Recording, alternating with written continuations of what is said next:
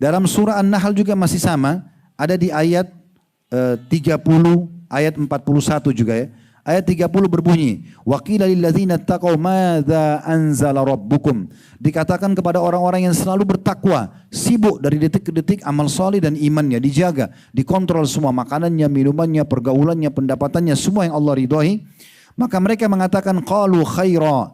Semuanya baik, Tuhan kami turunkan semua baik, perintahnya baik, kami dihalalkan untuk makan dan minum, kami dibolehkan dan bahkan kami dijaga dari hal-hal yang dilarang dan yang tidak baik. Lilladzina ahsanu fi hadhihi dunya hasanah. Maka Allah mengatakan bagi mereka yang telah bertakwa itu bertakwa pada Allah, patuh pada Allah, di dunia ini akan diberikan kebaikan-kebaikan. Wala darul akhirati khair wala ni'ma darul muttaqin. Dan di akhirat mereka dibalas lebih baik lagi, dan itu adalah sebaik-baik tempat tinggal dan nikmat bagi orang-orang yang bertakwa. Dari 41-nya masih An-Nahl ayat 41, walladzina hajaru fillahi min ba'di ma zulimu lanubawwi'annahum fid dunya hasanatan lanubawwi'annahum fid dunya hasanah wala ajrul akhirati akbaru law kanu ya'lamun. Terjemahannya, sungguhnya orang-orang yang hijrah mengubah kondisinya dari buruk dan jauh dari agama Allah kepada orang yang bertakwa, orang yang patuh, menikmati keimanan dan amal solehnya. Ya, setelah mereka terdolimi, sebelumnya mereka digoda syaitan, disesatkan, maka pasti kami akan berikan mereka tempat tinggal. Ya, kami berikan kebahagiaan buat mereka di dunia, dan ketahuilah balasan di akhirat buat mereka jauh lebih besar kalau mereka mengetahuinya. Juga dalam surah Hud, surah nomor 11 ayat 3, Allah berfirman, surah Hud surah nomor 11 ayat 3, wa anistaghfiru rabbakum thumma tubu ilaihi yumatti'ukum mata'an hasanan ila ajalin musamma wa yu'ti kulli dhi fadlin fadlah. Artinya kata Allah melalui lisan Nabi Hud alaihissalam, beristighfarlah kalian kepada Tuhan kalian, segera mohon ampun atas kesalahan kalian dan taubat kepadanya, janji tidak akan mengulanginya. Pasti ia akan memberikan kalian kehidupan yang nyaman, terpenuhi kebutuhannya, ya, dibahagiakan hatinya, ditentramkan jiwanya sampai ajal kalian sudah ditentukan, dan dia akan memberikan karunia yang sangat banyak. Jadi menjadi orang baik, orang soleh, orang soleh itu nikmat yang besar. Bahkan bagi anda yang tidak merasakan ini di dunia, berarti tidak akan merasakan surga yang abadi di akhirat sana. Itu perkataan Ibnu Taimiyah rahimahullah. Beliau mengatakan di dunia ini terdapat surga. Barang siapa yang tidak memasukinya, maka dia tidak akan memasuki dan memperoleh surga yang kekal di akhirat sana. Muridnya Ibnu Taimiyah namanya Ibnu Qayyim rahimahullah memaknakan perkataan Ibnu Taimiyah ini. Beliau mengatakan yang dimaksudkan oleh Ibnu Taimiyah dengan surga dunia adalah mencintai Allah, mengenalnya, senantiasa mengingatnya, tentram ketika bermunajat kepadanya, menjadikan kecintaan hakiki hanya untuknya, memiliki rasa takut dan dibarengi rasa harap kepadanya, senantiasa bertawakal atau menyerahkan urusan kepadanya, serta menyerahkan segala hasil daripada upaya kepadanya. Inilah surga dunia yang harusnya kalau kita sudah nikmati di dunia itu, maka kita juga akan nikmati di akhirat sana. Orang beriman subhanallah selalu tentram hatinya. Hartanya banyak, dia sibuk berbagi dengan orang lain karena ingin meraih surga dengan harta tersebut. Talha bin Ubaidillah radhiyallahu anhu, sahabat Nabi yang mulia, pernah kedatangan sekitar beberapa peti, semuanya dinar emas. Dia gelisah, nggak bisa tidur. Kaya raya orangnya. Tapi malam itu datang keuntungan berlipat-lipat dibandingkan sebelumnya. Istrinya mengatakan, kenapa anda gelisah wahai Talha? Maka dia mengatakan, sesungguhnya saya tidak pernah kedatangan harta sebanyak ini. Saya gelisah, jangan sampai saya meninggal malam ini, kemudian harta ini akan mengganggu saya nanti dihisab oleh Allah hari kiamat. Istrinya dengan sangat luar biasa karena dia salihah, dia mengatakan, kenapa anda pusing dengan itu? Ayo kita kemas harta ini malam ini, kita bagikan semuanya kepada orang miskin di jalan Allah. Sebagaimana Allah titipkan, kita bagikan lagi. Begitu kondisi orang beriman. Maka diceritakan malam itu suami istri begadang hanya membungkus dinar-dinar emas itu untuk dibagikan. Dan ditanyakan kepada pembantunya pada saat itu, berapa harta Talha yang dibagikan? Dia katakan sekitar 600.000 dinar. Ini kalau 100.000 dinar mungkin sekitar 10 eman. Ya, kalau rupiah sekarang. Ini berlipat-lipat ganda dihabisin pada malam itu. Orang beriman kalau punya harta, dia bukan tentram sampai dia membagikannya lagi di jalan Allah SWT. Jadi dia menikmati juga dan dia mengeluarkan. Kalau dia berbuat dosa, kalau dia diberikan ujian, maka dia tahu ada pahala sabarnya. Maka dia bersabar dan kita tidak temukan ada orang yang setentram orang-orang beriman. Lihat teman-teman kita sekarang di Gaza, rumahnya hancur depan matanya. Saya kadang-kadang kalau cuplikan cuma bisa menangis. Rumah hancur depannya, anaknya mati, istrinya mati, ada yang suaminya meninggal. Lalu ditanya di mikrofon, diwawancarai, bagaimana perasaan Anda sekarang? Alhamdulillah, saya bersyukur Allah masih kasih saya umur bisa beramal. Bagaimana keluarga Anda sudah meninggal? Allah sudah memanggil mereka dan mereka dapat mati yang terbaik, mati syahid. Semoga saya juga diberikan. Dengan santainya mereka bicara begitu. Orang kalau beriman, hatinya selalu tentram walaupun ujian datang. Beda dengan orang-orang yang jauh dari iman ini. Jadi memang subhanallah iman itu luar biasa. Teman-teman sekalian, kita akan masuk ke beberapa poin yang saya harapkan untuk sekaligus kita tutup ceramah kita dengan ini. Poin-poin ini adalah yang saya harapkan bisa akan membuat kita selalu menjaga agar kita berada di rel amal soleh dan iman. Dan jangan sampai kita terperosok dalam pelanggaran. Saya juga perlu ingatkan, kalau kita sedang menyampaikan ceramah seperti ini teman-teman sekalian, kita sedang bicara sekarang ke depan. Kita bukan bicara sekarang ke belakang. Jangan sampai misalnya ada orang yang hadir lalu merasa saya sudah banyak sekali dosa dulu. Itu dulu, kita sedang tidak bahas itu. Kalau kita sedang bicara masalah harus jujur, mungkin ada yang hadir pernah bohong. Itu masa lalu Anda, tinggal tobat selesai. Ceramah yang kita dengar sekarang, kita anggap itu peringatan yang datang malam ini dari Allah kepada kita untuk kita perbaiki ke depan. Islam selalu melihat masa depan seseorang. Waktu sahabat-sahabat Nabi masuk Islam, ada di antara mereka yang sangat benci Islam sebelumnya. Umar bin Khattab, kemudian Abu Sufyan, ya, Ikrimah bin Abi Jahal, banyak mereka pembenci Islam. Tapi setelah mereka masuk Islam, Allah Subhanahu wa taala memudahkan agar yang dikenang kebaikan-kebaikannya. Orang tidak pernah membahas tentang masa lalu Umar, masa lalu Abu Sufyan, lalu dijadikan sebagai pegangan. Tapi orang lihat bagaimana setelah dia masuk Islam dan perjuangannya dalam beramal soleh. Maka seperti itu Islam datang mulia. Jadi nggak perlu khawatir dari majelis ilmu seperti ini, walaupun Anda merasa Anda punya dosa sebelumnya, itu masa lalu Anda. Sekarang Allah sedang berikan peringatan. Bagaimana kita sadari perbuatan tersebut. Yang pertama teman-teman sekalian, perbanyak doa. Perbanyak doa. Karena berdoa ini jauh lebih afdal di saat kita sedang ada nikmat dan kita minta nikmat itu bertahan. Itu lebih afdal di sisi Allah dibandingkan musibah sedang datang lalu kita minta jalan keluarnya. Misal contoh kita lagi sehat. Lalu kita mengatakan, ya Allah pertahankan kesehatanku ini. Berkahi misalnya. Itu jauh lebih baik dan lebih afdal. Pahalanya lebih besar dibandingkan sudah sakit minta sembuh. Berarti tidak ada alasan untuk tidak berdoa. Karena doa dalam kondisi lapang itu lebih dicintai oleh Allah Subhanahu wa taala. Kalau saya tanya teman-teman, mau nggak di saat kita lagi genting, lagi ada masalah, kita berdoa langsung Allah kabulkan? Mau nggak kira-kira? Coba lihat bagaimana hadis Nabi SAW. Kata Nabi SAW, kenali ya Tuhanmu di saat kau sedang lapang, lagi sehat, lagi kuat, berdoa di saat itu. Maka dia akan kenali kamu di saat kamu sedang sulit. Jadi memang itu kuncinya. Maka tidak ada alasan untuk tidak berdoa. Nabi Ibrahim dan Nabi Ismail alaihimussalam, waktu Allah perintahkan membangun Ka'bah, mereka nabi dua-duanya, mereka sangat ikhlas, mereka tulus, tidak pernah berharap kecuali pahala dari Allah SWT. Tapi setelah membangun Ka'bah, menjalankan perintah Allah, mereka masih membaca begini, Rabbana taqabbal minna innaka antas samiul alim. Wahai Tuhan kami, terima nih dari kami.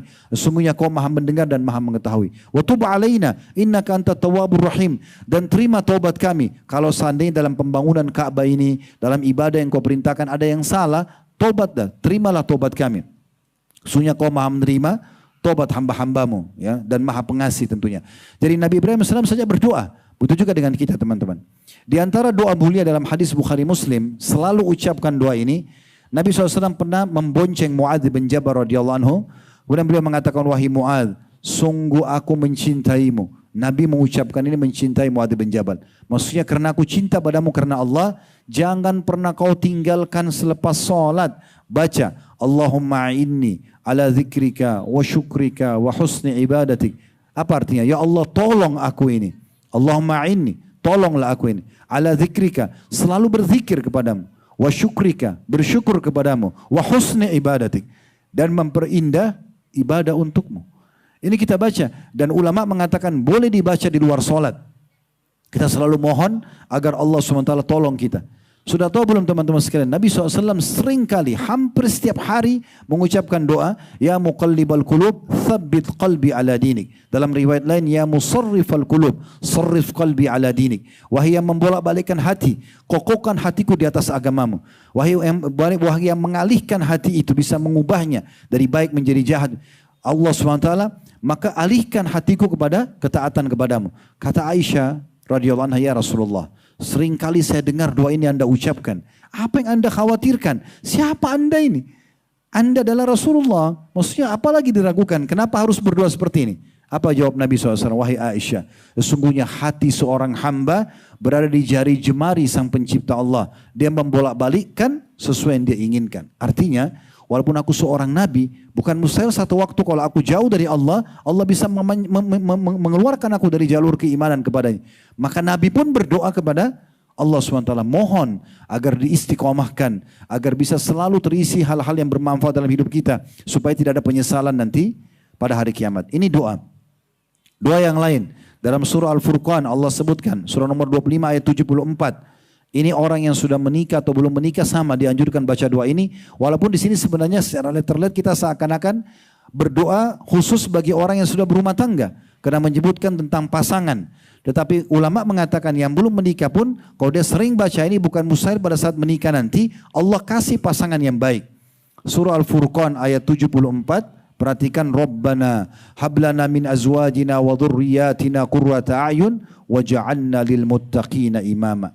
Wahai pencipta kami, Rabbana, wahai Tuhan kami, karuniakanlah buat kami pasangan-pasangan kami, keturunan-keturunan kami yang selalu menyejukkan mata kami. Selalu baik, selalu santun, selalu ramah, selalu baik. Jadikan mereka semua pasangan dari keturunan kami qurrata ayun, penyejuk mata kami, dan jadikan kami sebagai pemimpin orang-orang beriman, orang-orang yang bertakwa. Di sini kita minta agar kita bersama dengan golongan orang-orang yang terbaik yang patuh kepada Allah Subhanahu wa taala. Kemudian juga di dalam surah Al-Ahqaf Allah Subhanahu wa taala menyebutkan di ayat 15. Ini sebenarnya doa ini dianjurkan terutama bagi orang yang di atas 40 tahun. Tetapi kalau orang di bawah 40 juga mau baca, boleh saja kata ulama. Karena nanti ini seakan-akan dia sudah menyicil apa yang dia harapkan kalau Allah kasih di atas 40 tahun, Allah berikan kepada dia.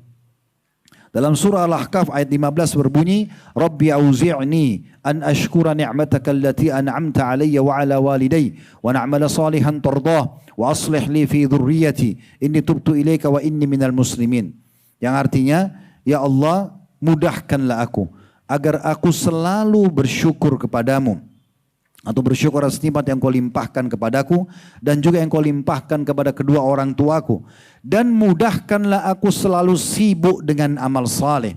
Maknanya dari detik ke detik selalu kebaikan-kebaikan yang engkau ridhoi, dan perbaikilah keturunan-keturunanku supaya menjadi orang-orang yang baik. Sesungguhnya aku bertobat kepadamu dan aku termasuk orang-orang yang menyerahkan diri.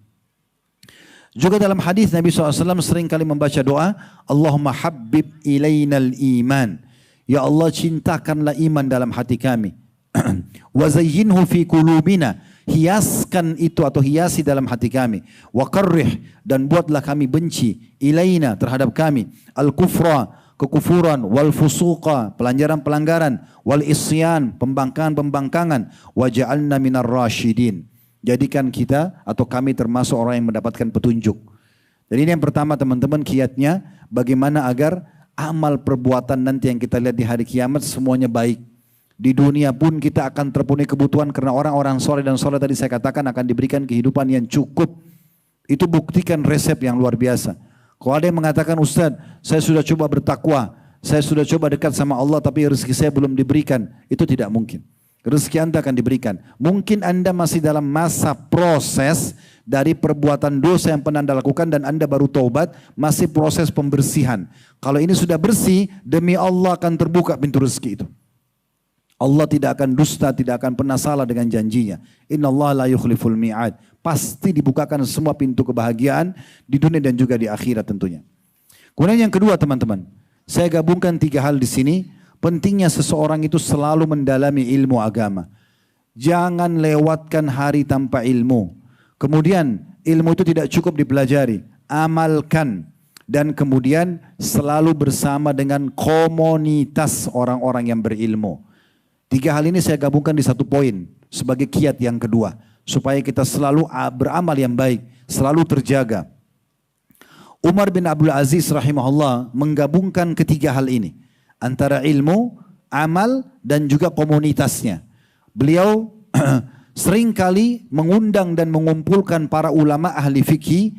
Mereka saling mengingatkan tentang kematian, hari kiamat dan akhirat. Kemudian mereka semua menangis seakan-akan di hadapan mereka ada seorang jenazah. Jadi dia mempraktikkan ilmunya, kumpulin. Lalu dia diantara dia sama ulama-ulama ini dia mengatakan, coba siapa yang mau nasihatin kita tentang kematian? Ada satu menceritakan tentang sebuah hadis, yang satu membacakan sebuah ayat, yang satu berceritakan tentang kisah apa. Jadi mereka dalam majelis itu mengingat kematian semua sampai mereka semua menangis. Ilmu yang disampaikan, dipraktikkan dengan cara diajarkan bersama dengan komunitas yang ada. Itu penting sekali. Al-A'mash, ini namanya Sulaiman bin Mahran rahimahullah. Ini gurunya para ulama-ulama hadis. Pernah dengar Imam Bukhari, Imam Muslim, Abu Dawud, Tirmidzi. Ini gurunya mereka. Kalau kita lihat sanadnya biasa melalui dia si fulan-fulan dan A'mash kemudian selanjutnya. A'mash ini pernah memberikan nasihat begini. Kami pernah menghadiri proses pemakaman dan kami tidak mengetahui siapa sebenarnya keluarga yang ditinggal mayit karena saking sedihnya manusia yang hadir pada saat itu. Semua orang mengambil pelajaran dari kejadian jenazah yang sedang diantar. Hasan Basri rahimahullah pernah mengantar jenazah saudaraku seiman. Pas antar jenazah langsung dia menangis. Kemudian dia sambil berzikir. Tiba-tiba sendiri gitu. Orang di sebelahnya ada satu anak muda menanyakan, wahai imam. Kalau imam kita tuh kiai, ustadz sekarang. Wahai imam, kenapa anda berzikir? Dia ingin tahu kenapa Hasan Basri berzikir lagi ngantar jenazah. Maka kata Hasan Basri, wahai anak muda, berzikirlah. Karena yang sedang kita antar sudah nggak bisa berzikir lagi. Tersentuh beliau. Karena ada keimanan, jangan sampai tiba kematian baru nyesal. Karena jenazah ini kalau seandainya dihidupkan lagi, tentu dia akan melakukan zikir ini. Tapi dia sudah tidak punya kesempatan. Saya pernah di Condet di dekat kantor, lagi hadiri Jumatan. Subhanallah ada jenazah mau disolatin habis Jumat. Saya lihat sendiri, kebetulan saya sholat situ jenazah di bagian depan. Ditaruh paling pinggir sebelah kanan. Di sebelahnya orang-orang hidup yang masih ikut sholat. Saya di belakang itu sambil merenung. Saya melihat subhanallah, yang sebelahnya orang hidup, sebelahnya orang sudah mati. Dan saya sangat yakin kalau jenazah ini sekarang dihidupkan, dia akan ikut sholat Jumat itu. Tidak mungkin tidak. Bagaimana orang yang masih hidup masih ada yang membengkalikan masalah ini. Padahal kematian sebuah fakta yang akan datang kepada dia dan dia akan menyesal nantinya. Ingat, pada saat kita meninggal, siapapun yang mencintai kita di muka bumi ini. Mau istri sama suami, suami sama istri, orang tua sama anak, anak sama orang tua, sahabat sama sahabatnya, maka semua kembali kepada hadis Nabi SAW. Kalau seseorang meninggal dunia akan ikut 3 ke kuburan. Keluarganya, hartanya dan amalnya. Dan akan tinggal akan pulang 2, keluarga dan hartanya dan akan tinggal bersama dia amalnya. Secinta-cintanya kita tidak usah jauh-jauh kasih contoh. Ibu pada anak saja. Pasti akhwat kita sini tahu bagaimana cintanya dia kepada anaknya. Kalau perlu dia berkorban demi untuk anaknya. Apapun itu. Seorang ibu sangat cinta pada anaknya. Kalau anaknya meninggal, kira-kira dia mau nginap di kuburan? Pasti tidak. Nangis setengah jam, 1 jam besok pulang ke rumahnya. Sedih iya, tapi tidak akan temani di kuburan anaknya. Sahabat kita, apalagi kalau sahabat buruk yang sering mengatakan, tidak apa-apa buat dosa saja nanti saya tanggung. Ini omong kosong. Begitu kita meninggal, dia hanya paling lama setengah jam pergi lalu aktivitas seperti umumnya dan kita akan ditinggal. Harta kita, mobil-mobil mewah hanya diparkir di pagar kuburan, tidak akan dibawa ke liang lahat. Yang tinggal bersama kita, ini nih, dulu di majelis ilmu seperti ini, sholat, puasa yang selama ini kita kadang-kadang lalaikan. Anggap enggak terlalu penting. Padahal itu yang akan menemani kita pada hari kiamat. Dalam hadis Bukhari kata Nabi, di kuburan maksud saya. Dalam hadis Bukhari kata Nabi SAW, amal soleh itu akan menjelma menjadi sosok yang sangat tampan, bersih, wangi dan bercahaya di kuburan nanti. Sampai si mayit akan mengatakan, siapa kamu ini? Orang itu akan mengatakan, saya amal solehmu yang akan menemani kau sampai hari kiamat. Sebaliknya, akan datang maksiat dan dosa dalam wujud manusia yang jelek, busuk, menakutkan, mengerikan. Lalu jenazah itu akan mengatakan, siapa kamu ini? Orang pelaku dosa itu akan mendengarkan dari orang itu, saya adalah amal burukmu yang akan menemani kau sampai hari kiamat. Jadi penentuan di tangan kita teman-teman sekalian. Hati-hati.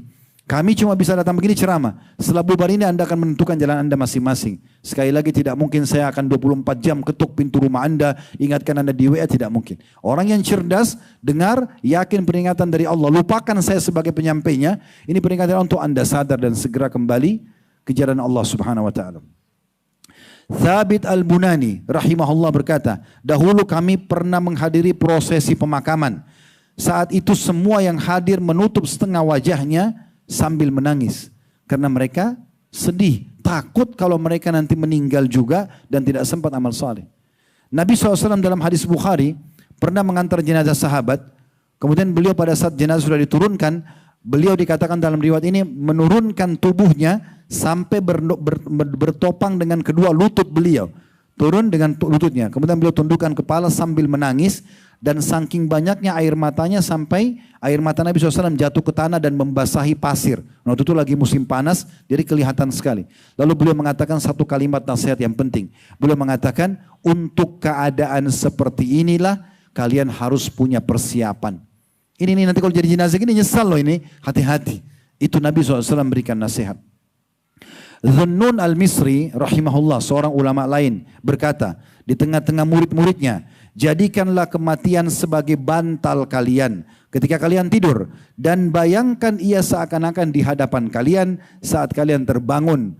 Bersikaplah seakan-akan diri kalian tidak membutuhkan dunia dan sangat membutuhkan akhirat. Dinukil oleh Al-Baihaqi dalam kitab Zuhud atau Az-Zuhud Al-Kubra di halaman 261. Jadi beliau selalu mengatakan, jangan lalai loh ini, kau bisa mati. Tidak harus tua dulu, nggak harus sakit dulu. Berapa banyak orang yang masih muda meninggal, bahkan masih bayi meninggal dan tidak pernah nyangka kapan dia meninggal. Maka beliau mengatakan, jadikan kematian sebagai bantal kalian di saat kalian tidur. Yakin, hati-hati jangan sampai saya tidak bangun lagi. Sehingga selalu menutup dengan kebaikan-kebaikan pada saat itu. Aun bin Abdullah rahimahullah berkata, betapa banyak orang yang menjalani hari tapi tidak bisa sampai ke akhirnya. Kayak tadi misalnya dari pagi sama-sama kita, mungkin dia tidak sampai malam ini, mungkin sudah meninggal. Dan bisa saja terjadi pada kita. Dan berapa banyak orang-orang yang menunggu hari esok, namun dia tidak bisa menjangkaunya. Seandainya kalian mampu melihat bagaimana ajal itu datang mendekati kalian, niscaya kalian benar-benar akan membenci angan-angan dan juga tipu dayanya. Dinukil sama oleh Al-Baihaqi dalam kitab Az-Zuhd Al-Kubra. Ibnu Abdirrab rahimahullah berkata kepada Makhul. Makhul ini seorang tabi'in juga. Dia dua-duanya ulama. Mereka saling menasehati. Jadi ini pentingnya ilmu ya. Jadi kalau ilmu begini kan nasihat kan jadi menyentuh hati kita. Kita jadi mau ya menambah iman kita dan akhirnya terdongkrak untuk amal soleh. Makanya poin kedua ini ilmu, kemudian amalkan dan juga bersama dengan komunitas orang-orang baik. Ini efeknya besar. Ibnu Abdirrab seorang tabi'in berkata kepada Makhul seorang tabi'in yang lain. Rahimahumullah. Makhul kebetulan punya anak pertama namanya Abdullah, dipanggil Abu Abdillah. Dia katakan, wahai Abu Abdillah, apakah engkau menginginkan surga? Kata Makhul, siapa yang tidak menginginkan surga? Lalu dia berkata, kalau begitu cintailah kematian. Selalu punya persiapan untuk itu.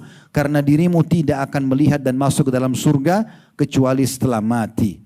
Dinukil dalam kitab Hilatul Awliya. Jadi ilmu ini teman-teman seperti majelis ilmu seperti ini tidak akan mendatangkan apa-apa kecuali kebaikan. Pasti kita lebih tentram, lebih nyaman, gitu kan. Saya tidak sedang berbagi-bagi harta dengan Anda, kita sedang berbagi ilmu dan pengetahuan. Ini jauh lebih mahal daripada itu. Abu Hurairah radhiyallahu anhu pernah melihat orang di pasar Madinah sibuk transaksi jual beli segala macam. Boleh, bukan tidak boleh, tapi beliau ingin menyadarkan poin penting. Lalu beliau datang ke pasar itu lalu berdiri dan teriak dengan suara keras di pintu pasar. Sambil mengatakan, wahai ahli pasar, penduduk Madinah, saya melihat kalian sibuk transaksi di sini sementara warisan Rasulullah SAW sedang dibagi-bagi. Mereka begitu dengar warisan, karena rata-rata pedagang, mereka berpikir harta. Maka mereka semua mengatakan, di mana wahai Abu Hurairah? Mereka tahu Abu Hurairah sahabat Nabi. Gak mungkin dusta. Maka mereka bilang, di mana? Kata Abu Hurairah, di masjid Nabi. Maka semua orang pasar berlomba-lomba berlari dengan cepat menuju ke masjid Nabi. Dan Abu Hurairah mengatakan, pergilah, saya akan jaga barang dagangan kalian. Begitu sampai di masjid, mereka lama menunggu melihat tidak ada pembagian harta. Mereka kembali lagi ke pasar. Lalu mereka bilang, wahai Abu Hurairah, kami tidak melihat ada pembagian harta atau warisan Rasulullah SAW.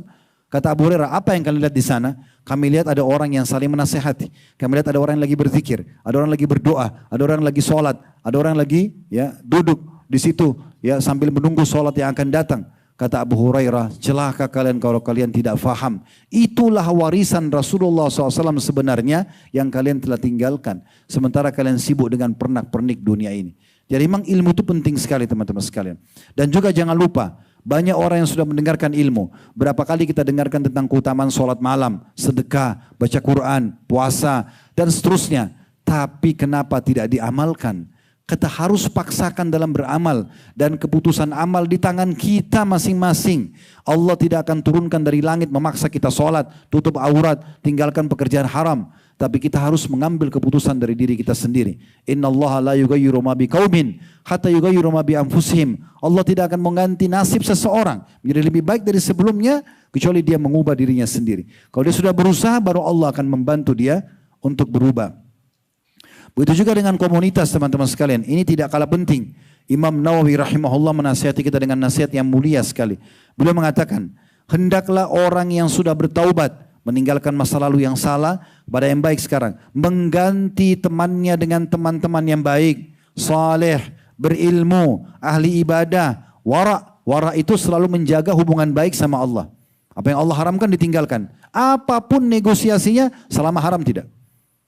Apapun yang dilarang selama orang kerjakan, selama dilarang dia tinggalkan. Apapun yang diperintahkan Allah walaupun semua dunia tidak kerjakan tetap dia kerjakan. Itu namanya wara. Kata beliau, hendaklah orang-orang yang bertaubat segera mengganti temannya dengan teman-teman yang baik, saleh, berilmu, ahli ibadah, wara, dan orang-orang yang meneladani orang-orang dengan sifat-sifat tersebut. Hendaklah ia selalu mengambil manfaat ketika bersahabat dengan mereka. Karena Nabi SAW telah bersabda, "Mathalul jalisis salih wal jalisis su." Perumpamaan teman-teman yang baik dan juga teman-teman yang buruk. Kamathali sahibil miski wakirul haddad. Perumpamanya seperti penjual minyak wangi dan juga seperti pandai besi. La ya'dumuka min sahibil misk.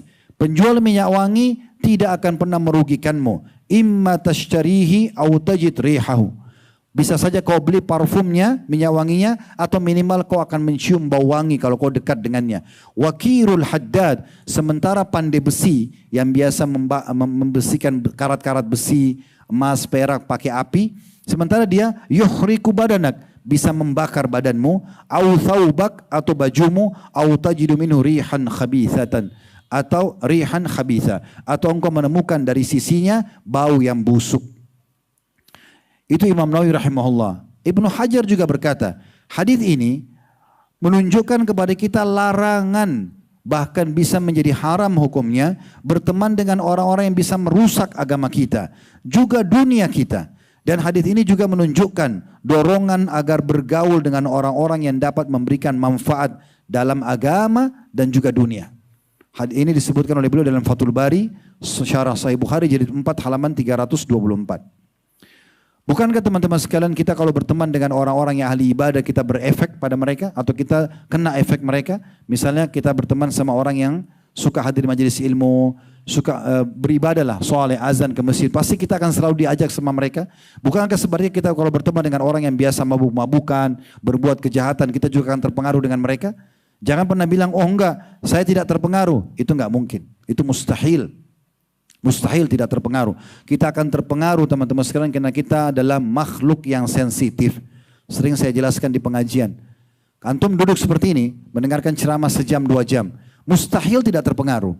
Gitu kan? Pasti akan ada pengaruhnya. Masing-masing mungkin efek pengaruhnya tergantung yang Allah karuniakan kepada dia. Ada yang ingin taubat, ada yang ingin rajin beribadah, ada yang ingin memperbaiki masa lalu, ada yang ingin membangun yang lebih baik ke depan dan seterusnya. Mungkin beda-beda, tapi ada pengaruhnya. Begitu juga kita kalau duduk dengan orang-orang buruk. Dia cerita tentang perzinahannya, tentang apalah manipulasi datanya, teman-teman kantor. Maka akan berpengaruh karena kita sensitif. Sekarang kain meja ini, kalau saya pegang dengan tangan saya dan teman-teman juga pegang, kita bisa langsung tahu kain ini kasar atau lembut seketika. Benar nggak? Mata kita bisa sekarang bedain, ini terang atau gelap seketika. Saking sensitifnya. Ini terang sekarang lampu. Begitu kita matikan lampu ini gelap. Tiba-tiba kita ya bisa membandingkan ini terang atau gelap. Telinga kita bisa bedain ini intonasi suara ribut ataupun lembut. Kita bisa bedain bau wangi, bau busuk seketika. Cium, oh ini wangi, parfum misalnya. Kita cium bau busuk, langsung kita bisa tahu. Lidah kita bisa bedain asam, pedas seketika. Siapa yang bilang manusia tidak sensitif? Siapa yang bilang tidak bisa terpengaruh? Itu nggak mungkin. Makanya Nabi SAW sudah mengatakan dalam hadis yang masyhur, ya, almaru ala dini khalili, seseorang sesuai dengan agama temannya atau lingkungannya. Falyanzur ahadukum ila man yukhalil, maka dia harus pilih baik-baik teman, tempat atau teman-teman dia bergaul. Yang ketiga, selalu bertaubat kepada Allah Subhanahu wa taala. Taubat yang tulus, nasuha, kembali kepada Allah SWT. Istighfar teman-teman adalah permohonan maaf. Maafkan aku ya Allah. Kata Aisyah radhiyallahu anha, siapa yang menemukan nanti di buku, sungguh ada tempat di surga, ya, istana surga khusus bagi orang yang berbanyak istighfar. Dan dalam sebuah hadis kata Nabi SAW, orang akan sangat bahagia kalau melihat buku amalnya di setiap berapa baris ada istighfar. Itu permohonan maaf. Kemudian taubat artinya ikrarkan tidak akan mengulangi lagi kepada perbuatan tersebut kepada Allah, atau kita taubat kembali kepada Allah SWT. Ikrarkan tidak akan mengulanginya. Kalau saya melihat taubat ini adalah tiket VIP dari Allah. Bayangkan teman-teman, kita buat dosa 30 tahun. Hari pertama tahun 31 kita taubat, hitungan menit saja sudah cukup 30 tahun itu dibersihkan. Itu karunia Allah SWT. Kalau sama manusia mungkin, kalau kita buat salah, kita minta maaf berapa kali mungkin belum tentu dimaafkan. Kalau Allah berbeda. Sifat Allah Ghaffar, Ghafur. Apa maknanya? Ghaffar dan Ghafur ini yang maha pengampun. Kata ulama adalah zat yang paling suka memaafkan hambanya yang berulang-ulang minta taubat. Bukan cuma sekali, salah dia taubat lagi. Maka Allah masih terus menerima selama dia belum meninggal dunia. Tolong kalau kita sampaikan hal seperti ini teman-teman, jangan diambil dan ditafsirkan sesuai dengan bisikan syaitan. Oh kalau gitu saya buat dosa saja tuh Allah maha pengampun. Enggak. Tapi ambil sifat maha kuasa dan maha karunia Allah karena dia ingin memaafkan hamba-hambanya. Itu yang kita sedang pahami. Maka ini taubat sebuah tiket VIP yang luar biasa. Sudah dengar hadis tentang orang yang membunuh 99 jiwa, masyhur dalam hadis Bukhari. Dia bunuh 99 orang. Tadinya dia datang kepada seorang abid, ahli ibadah, tidak paham ilmu agama, suka ibadah tapi tidak paham ilmu. Ada orang begitu ya, mungkin ke masjid ya tapi nggak ada ilmunya. Ditanya sama dia, saya sudah bunuh 99 jiwa, masih bisa taubat gak? Dia bilang nggak mungkin. Maka orang ini karena putus asa dibunuh sekalian, dilengkapkan jadi 100. Kata Nabi SAW, dia telah membunuh 100 jiwa. Kemudian dia datang kepada seorang alim, ahli ibadah. Dia ceritakan, saya sudah membunuh 100 jiwa. Masih bisa nggak saya diterima taubat saya? Kata orang tersebut, rahmat Allah luas. Kenapa tidak? Mohon ampun, 100 orang dibunuh. Bukan 1-2. Banyak sekali. Maka kemudian kata alim ini, saran saya, sekarang perbaikin hidupmu. Pergilah ke negeri sana, ditunjuk satu negeri dalam hadis tidak disebutkan namanya, karena di sana ada orang-orang soleh, komunitas yang baik. Pergi sana, beribadah pada mereka sampai kau mati. Jangan kembali ke negerimu karena negerimu negeri yang buruk, tempat orang maksiat. Orang ini tidak banyak pikir, dia pergi. Di tengah jalan meninggal dunia. Kata Nabi SAW, meninggal dunia di tengah jalan. Lalu Allah datangkan malaikat 2. Malaikat rahmah yang mencabut ruhnya orang beriman, yang membawa ruhnya, membungkuskan kapan dari surga, dan satu malaikat penyiksa. Mereka bertikai, siapa yang mengambil ruhnya orang ini? Kalau orang beriman mengatakan dia sudah malaikat yang baik mengatakan dia sudah tobat. Malaikat penyiksa mengatakan dia tidak pernah ibadah orang ini, membunuh 100 jiwa. Maka Allah datangkan penengah yang ketiga, malaikat lalu mengatakan, coba ukur jarak negeri yang dia mau datangi, yang dia mau tobat dan memperbaiki keadaan dengan negeri yang dia buat maksiat. Mana yang lebih dekat? Misalnya lebih dekat kepada negeri yang dia mau tobat, maka yang ambil malaikat rahmah. Kalau lebih dekat dengan negeri yang dia buat maksiat, maka malaikat penyiksa yang mengambil. Kata Nabi SAW apa? Allah dekatkan jarak negeri yang dia tobat 1 jengkal. Dan Allah jauhkan negeri yang dia buat dosa 1 jengkal. Sehingga lebih dekat kepada negeri yang bertakwa atau negeri yang akan tobat kepada Allah SWT. Ini orang beramal saleh ini. Tapi Allah masih terima taubatnya. Jadi jangan sia-siakan taubat ini. Dan Nabi SAW mengatakan beliau bertobat kepada Allah Subhanahu Wa Taala sehari 70 sampai 100 kali. Berarti bukan harus punya dosa. Karena Nabi SAW tidak punya dosa. Kalau anda taubat kepada Allah mengatakan astagfirullah wa atubu ilaih. Walaupun kita sedang tidak buat dosa, maka akan dicatatkan menjadi pahala. Kalau anda punya dosa, maka akan menjadi pembersih terhadap dosa-dosa tersebut. Dan luar biasanya sabda Nabi SAW, at-ta'bu minadz-dzambi kaman la dzambalah. Orang yang bertobat dari dosa seperti orang yang tidak punya dosa sama sekali. Ibnul Jauzi berkata rahimahullah, kepada yang bertanya saat berdoa, saat berdosa, ya, apakah dia bertasbih atau beristighfar? Ada orang berbuat dosa, datang kepada Ibnul Jauzi rahimahullah mengatakan, saya buat dosa, apa yang saya lakukan? Bertasbihkah? subhanallah berzikir, atau saya beristighfar.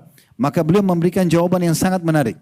Beliau mengatakan pakaian yang kotor lebih membutuhkan sabun daripada parfum. Tasbih itu seperti parfum, bagus. Tapi sekarang bajumu lagi kotor, cuci dulu pakai sabun. Sabun ini taubat dan istighfarnya. Ini nasihat yang sangat baik dinukil oleh Ibnu Hajar rahimahullah. Dan satu firman Allah SWT yang saya berharap kita renungi sama-sama, ini dalam surah Az-Zumar ya. Surah nomor 39 ayat 53. Ini ayat yang kata ulama ayat yang paling luar biasa Allah turunkan bonus buat semua hamba-hambanya, terutama pelaku dosa yang ingin bertaubat. Az-Zumar ayat 53. Qul ya ibadiyalladzina asrafu ala anfusihim la taqnatu min rahmatillah innallaha yaghfiru dzunuba jami'a innahu huwal ghafurur rahim. Katakan hai Muhammad kepada hamba-hambaku yang telah melampaui batas, terlalu banyak dosa yang mereka lakukan. Maka jangan mereka putus asa dari rahmat Allah, karena Allah mengampuni semua dosa-dosa. Sesungguhnya Allah Maha Pengampun lagi Maha Penyayang. Dan dalam surat Tahrim, surah nomor 66 ayat 8 Allah mengatakan, ya ayyuhalladzina amanu tubu ilallahi taubatan nasuha. Hai orang beriman, taubatlah kepada Allah dengan taubat yang sebenar-benarnya. Betul-betul tidak mau lagi melakukan dosa itu. Dia mengikrarkan itu, asa rabbukum ayyukaffira ankum sayyiatikum. Karena dengan itu Allah Tuhan kalian akan membersihkan dosa-dosa kalian. Wa yudkhilkum jannatin tajri min tahtiha al-anhar. Dan dia pasti akan memasukkan kalian nanti pada saat meninggal di akhirat ke surga yang mengalir di bawahnya sungai-sungai. Ibnu Katsir berkata rahimahullah, taubat nasuha menghindari dosa untuk saat ini, menyesali dosa yang telah lalu dan bertekad tidak akan mengulanginya di masa akan datang. Lalu jika dosa tersebut berhubungan dengan hak sesama manusia, maka ia segera menyelesaikan dan mengembalikannya. Beliau sebutkan dalam tafsir beliau tentang nasihat tersebut. Jadi ini nasihat yang sangat luar biasa yang disampaikan oleh disebutkan oleh Ibnu Katsir rahimahullah dalam tafsir beliau. Ini yang ketiga tentang taubat nasuha. Yang keempat yang harus diperhatikan, insya Allah mungkin kita punya 6 poin saja dan ini saya ringkaskan. Yang keempat saudaraku seiman yang harus diperhatikan adalah ikutilah perbuatan-perbuatan dosa yang pernah kita lakukan, gantikan dengan perbuatan-perbuatan baik. Ya. Jadi misal contoh ada orang dulu mungkin di masa lalunya dia ke diskotik, dia ke bar jam 10 malam sampai jam 2 malam. Sekarang dia sudah taubat. Ganti jam ini dengan kebaikan. Dengarin ilmu, zikir, harus diganti. Karena kalau tidak tersibukkan di waktu itu dengan amal soleh, syaitan akan mudah mengingatkan kita untuk berbuat lagi. Kenapa ada orang berbuat dosa diulangi lagi? Karena dia punya waktu lowong. Dia punya waktu lowong. Orang kalau banyak waktu lowong, dia tidak isi dengan kebaikan, maka dia akan tiba-tiba bisa terjerumus dalam perbuatan pelanggaran yang sama. Dan ingatlah, semua pelanggaran ada konsekuensi hukumnya. Ingat sabda Nabi SAW waktu ditanya kepada beliau, ya, beliau mengatakan ya, kepada Muadz bin Jabal radhiyallahu anhu, ittaqillah haitsu ma kunt. Bertakwalah kamu kepada Allah dimanapun kau berada, selalu patuh, sendiri atau sedang ramai-ramai. Wa atbi'is sayyi'ati has-sayyi'atal hasanata tamhuha. Dan selalulah ikuti perbuatan-perbuatan salahmu dulu, gantikan dia dengan perbuatan-perbuatan baik. Ibnu Umar radhiyallahu anhu di poin ini teman-teman sekalian, kalau beliau ketinggalan 1 kali aja sholat berjamaah subuh di masjid misalnya, antum tahu apa yang dilakukan? Beliau tobat nasuha kepada Allah, kemudian beliau tambah bersedekah hari itu dengan 1000 dinar atau 1000 dirham. Ada di antara mereka yang kalau ketinggalan 1 ibadah, mereka sengaja beli budak, dibebasin budaknya. Ada yang mengganti dengan puasa 3 hari sunnah. Jadi bukan hanya sekedar menyesali perbuatannya, tapi dia ganti dengan amal-amal soleh. Ini luar biasa. Ya, bagaimana beliau atau mereka mengerjakan semua ini. Ya. Kemudian teman-teman sekalian, juga yang selanjutnya adalah bagaimana kita berakhlak yang baik. Berakhlak yang baik. Bermuamalah yang baik dengan manusia. Kalau dulu kita suka berantem, berkelahi, ya, suka ghibah, fitnah, sekarang berhenti semua. Semua keburukan orang jangan dibalas dengan keburukan. Jangan dibalas dengan keburukan. Perbuatan buruk orang kepada kita adalah itu rencana Allah untuk memberikan kita pahala yang besar. Tidak usah kita teman-teman sekalian. Rasulullah SAW aja digibah. Rasulullah SAW difitnah, Rasulullah SAW juga ya dibenci. Tapi itu yang membenci beliau adalah orang-orang yang memang jauh dari Allah SWT. Karena memang tidak sepemahaman. Orang munafik, orang kafir. Tapi orang-orang yang sepahaman dengan beliau, Abu Bakar, Umar dan sahabat-sahabat Nabi ridwan alim yang lain itu justru sepahaman dengan beliau. Tapi beliau tidak luput dari gangguan itu. Dan beliau tetap membalas dengan akhlak yang baik. Di Mekah itu, di depan pintu rumahnya Nabi setiap hari. Di rumah Nabi sama Khadijah radhiyallahu anha setiap hari. Jadi bukan di jalannya tapi di depan pintunya. Jadi mau nggak mau beliau harus singkirkan. Setiap hari Abu Lahab, Abu Jahal, Umayyah bin Khalaf dan teman-teman orang kafir yang lain ini yang berteman-teman itu bersahabat mereka tetangga Nabi taruh sampah di depan rumah beliau, depan pintunya setiap hari. Nabi SAW keluar, Nabi bersihkan, lalu Nabi tidak marah. Nabi cuma mengatakan beginikah kalian bermuamalah dengan tetangga? Lalu beliau mengangkat, lalu beliau meletakkan di sampah. Beliau tidak balas. Beliau tidak balas. Sehingga tidak ada celah orang menilai keburukan kepada beliau. Tidak ada celah. Karena akhlak yang luar biasa. Jadi akhlak yang baik itu adalah justru bukan hanya sekedar jujur, tapi bagaimana kita tidak membalas keburukan orang lain dengan keburukan. Itu termasuk. Jangan orang gibah, kita balas dengan gibah. Orang cerita yang buruk kita balas juga. Dia dosa, kita dosa. Jangan dia fitnah, kita fitnah. Jangan dia jahati kita, kita jahatin. Jangan. Itu akan dia dihukum, kita dihukum, rugi, gitu kan? Yang benar adalah kita jadikan itu sebagai tambahan pahala buat kita. Berapa banyak orang yang panen pahala bergunung-gunung pada hari kiamat hanya karena orang mendolimi dia di dunia dan dia belum ambil. Saya ingin berbagi sebuah hadis, renungi baik-baik hadis ini. Kata Nabi SAW, kalau dua orang bertikai di dunia ini, kalau dua orang bertikai di dunia ini, kemudian ya selama yang sedang terdolimi tidak membalas. Misalnya si A sama si B. Si A ini mendolimi, menggibah, memfitnah, memukul, mengambil hak misalnya. Si B tidak balas. Maka si B pastikan akan menerima pahala maksimal pembalasan hari kiamat. Namun kata Nabi SAW, kalau si B ikut membalas keburukan si A, misalnya dia digibah, dia juga balas dengan gibah.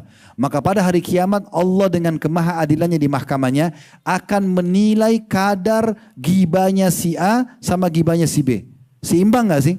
Sebenarnya si B yang dizalimi di sini.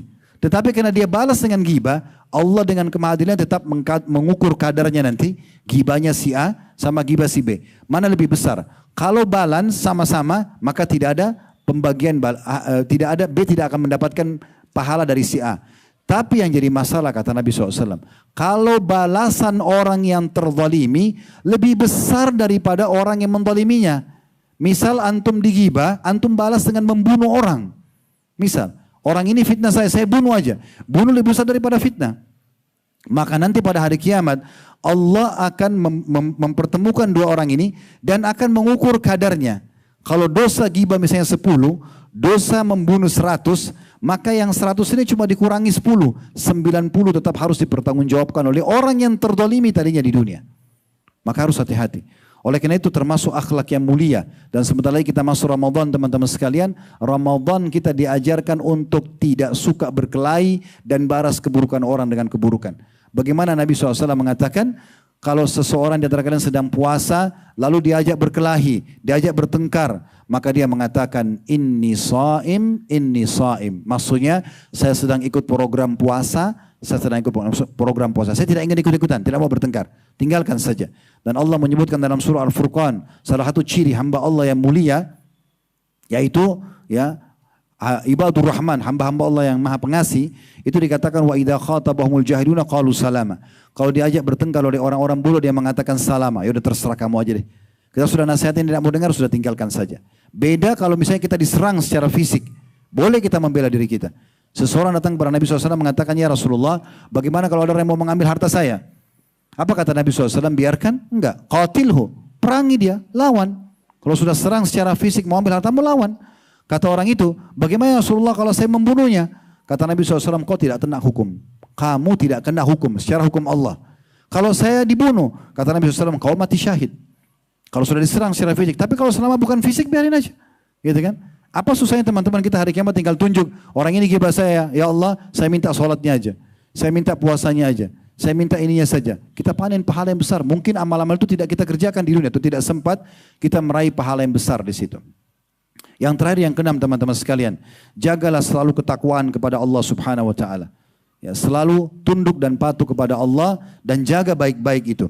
Dan untuk memahami tentang masalah takwa ini, teman-teman sekalian, ada pendapat yang sangat menarik dari Umar bin Abdul Aziz rahimahullah, seorang ulama yang masyhur dari kalangan tabi'in. Ini generasi yang hidup setelah para tabi'in. Beliau berkuasa jadi raja di dinasti Umayyah tahun 99 sampai tahun 101, 2 tahun jadi khalifah.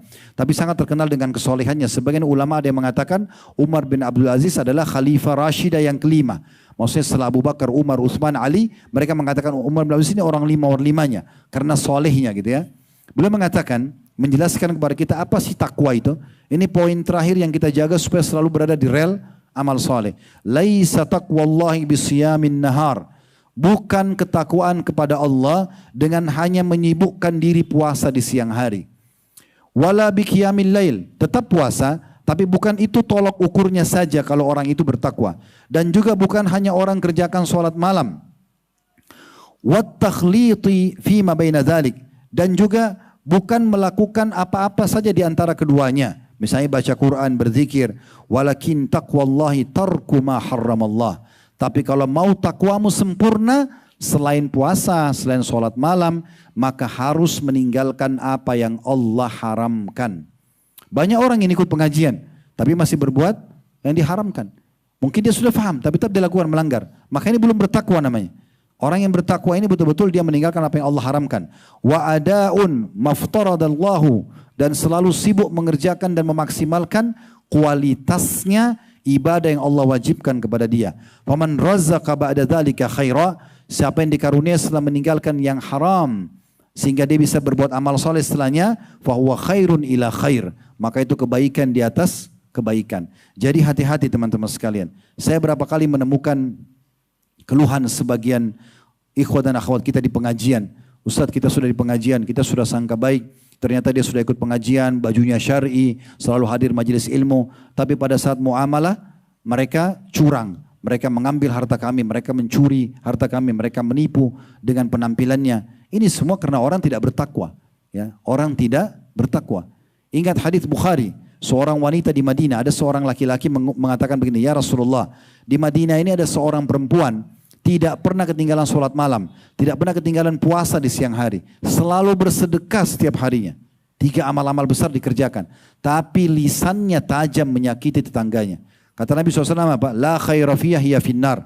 Gak ada kebaikan pada orang itu dan pastikan dia masuk neraka. Karena orang ini penasaran, dia bilang lagi, ya Rasulullah, di Madinah ada juga seorang wanita, dia sholat iya tapi yang diwajibkan saja, dia juga puasa yang diwajibkan, dia hanya sedekah semampunya, tapi nggak pernah sakitin orang. Kata Nabi SAW, semua kebaikan ada padanya dan dia termasuk ahli surga. Jadi menjaga ini penting sekali. Meninggalkan apa yang Allah haramkan. Juga ada sebuah nasihat yang sangat menarik dari Talq bin Habib rahimahullah. Beliau mengatakan, at-taqwa an ta'mal bi ta'atillah. Takwa itu adalah kau menjalankan ketaatan kepada Allah dengan betul-betul ala nurim min Allah. Sesuai dengan cahaya dan panduan dari Allah, bukan dikarang-karang. Tarju thawab Allah, engkau ikhlas dan hanya berharap balasan dari Allah. Wa an tatruka ma'siyat Allah, dan engkau meninggalkan dosa-dosa yang Allah larang ala nurim min Allah, sesuai dengan cahaya yang Allah pandukan kepadamu. Takhafu iqab Allah, karena kau takut akan hukuman Allah. Itu ketakwaan. Jadi satukan teman-teman, setelah hadir majelis ilmu begini, semangat untuk ibadah dan semangat meninggalkan apa yang Allah haramkan. Itu penting. Karena selama kita masih buka keduanya, ini sering saya kasih gambaran di pengajian. Kalau kita mau berikan timbangan amal, ini amal soleh, ini dosa. Selama ini berdua masih seimbang, maka ini tidak enak, ini tidak enak. Karena dua-duanya masih berimbang. Kenapa ada orang yang sholat tapi tidak khusyuk? Kenapa ada orang ya baca Quran tapi tidak bisa memahami artinya? Kenapa orang banyak hafal Al-Quran, mulai hafal tapi selalu lupa? Karena dia masih buka. Dia sholat tapi dia masih judi. Dia sholat tapi dia masih bohong. Dia sholat tapi dia masih riba. Masih terbuka. Jadi nggak bisa. Apalagi kalau dosanya lebih besar, lebih berat. Maka hilang sama sekali kehusyuannya. Bahkan bisa ditinggalkan ibadah itu. Kapan antum merasakan nikmatnya ibadah dan iman itu? Kalau ini ditutup pintunya, masing-masing kita tahu dosa apa yang kita lakukan, tutup dulu. Kemudian terus kita ibadah. Yang sadar aja, jaga sholat 5 waktu, sholat sunnah qobliyah, zikir yang kita mampu. Ini selalu naik levelnya, ini tertahan. Di situ antum akan rasakan kenikmatan iman dan ketakwaan kepada Allah. Bahkan kadang-kadang kita cuma dengar ayat bisa netesin air mata. Mungkin cuma lihat jenazah kita jadi ketakutan. Itu semua karena imannya lagi naik. Dan ini kenikmatannya semua ada. Semua orang buat dosa punya kenikmatan. Sebagaimana orang buat ketakwaan punya kenikmatan. Tapi dua kenikmatan ini tidak bisa bersatu. Ini sering saya kasih contoh di pengajian. Akhwat kita yang sudah pakai jilbab.